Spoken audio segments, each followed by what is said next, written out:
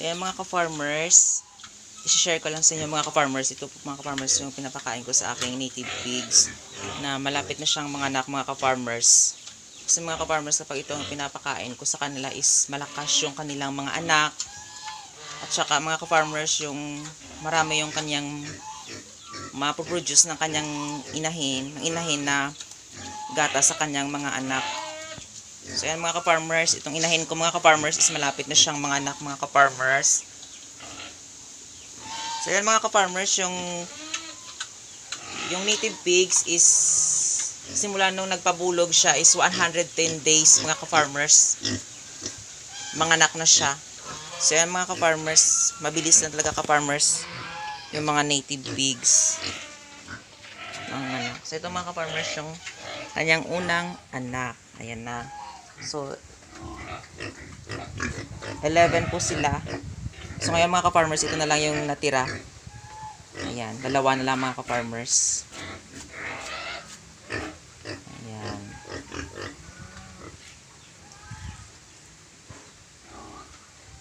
Malalaki na sila. So ito ang kanilang ina.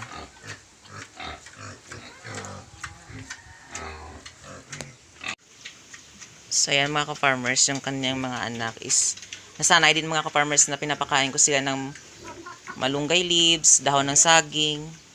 Ayan mga ka-farmers, kahit paano mga ka-farmers hindi sila nagkakasakit dahil sa mga pinapakain ko sa kanilang masustansya.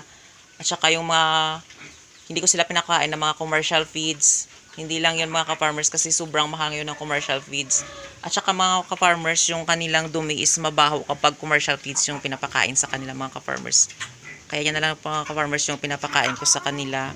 So makatipid ka na mga ka-farmers is kapag sila ikakatay is meron ding sustansya at mga bitaminang makukuha sa kanilang mga karne mga ka-farmers. Is kasi yung kanilang mga kinakain is yung organic lang mga ka-farmers. Ayan. So maraming salamat sa inyo mga ka-farmers sa walang sawang pagsusupport at panonood sa aking YouTube channel. Happy farming mga ka-farmers!